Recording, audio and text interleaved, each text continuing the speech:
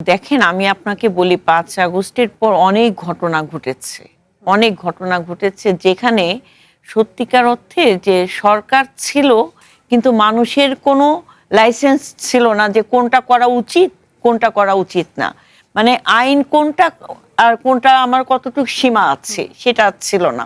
তো সেই জায়গা থেকে ইয়াং জেনারেশনের অনেকে বৈষম্য বিরোধী ছাত্র নেতা পরিচয় দিয়ে কেউ মব সৃষ্টি করেছে, কেউ বিভিন্ন রাজনৈতিক দলের নেতাকর্মী সেজে মব সৃষ্টি করেছে, যে যার মতো করেছে। হ্যাঁ, তো সেটা একটা প্রেক্ষাপট গিয়েছে। তার ফলশ্রুতিতে আপনার যে অনেকে রাতারাতি বনে গিয়েছে অনেক কিছু। হ্যাঁ, তো সেই জায়গা তো আপনাকে আইডেন্টিফাই করতে হবে। আইডেন্টিফাই করে তো যারা আসলে সত্যিকার অর্থে আন্দোলনের মাঠে এসেছিলেন এবং আন্দোলনটা করে আবার পড়ার টেবিলে ফিরে গিয়েছে, তারা এক শ্রেণী।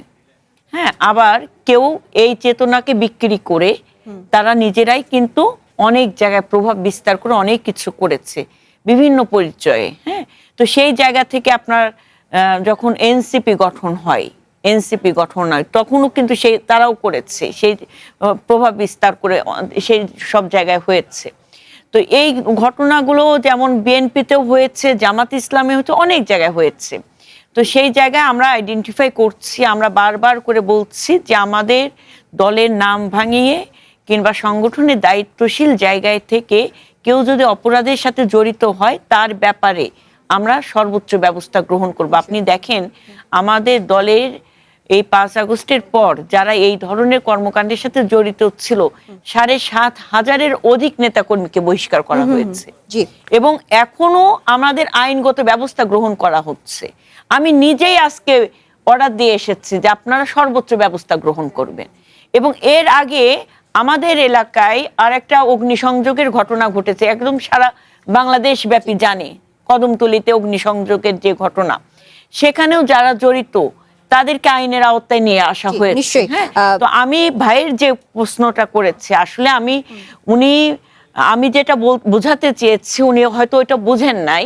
সেটা হচ্ছে যে অপরাধ করেছে, যে সত্যিকার অর্থে এই সব ঘটনার সাথে জড়িত, আপনারা তার মানে বিরুদ্ধে রিপোর্টটা করেন, কিন্তু যে চেষ্টা করছে এই অপরাধকে নির্মূল করার জন্য এবং জনগণের দুর্ভোগটাকে কমানোর জন্য তার বিরুদ্ধে আপনারা করেন না। কারণ অনেক সময় হয় কি, ধরেন সামান্তা ভালো একটা কাজ করতে চাচ্ছে, হ্যাঁ, কিন্তু নিপুণ অপরাধ করছে।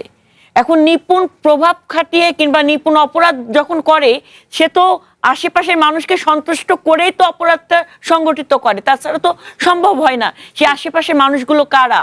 প্রশাসনের মানুষ, গণমাধ্যম আছে, সামাজিক কর্মীরা আছে, বিভিন্ন মানুষ, যে মানুষগুলো তার অপরাধ যখন চলে আসবে প্রকাশ্যে, তারা ব্যাকফুট থেকে একটু সাপোর্ট দেবে, অন্যায়টাকে আড়াল করবে। তো সেই জায়গায় সামান্তা হয়ে যায় অসহায়, তখন তার বিরুদ্ধে দাঁড়ায় যায় নেগেটিভ ন্যারেটিভ।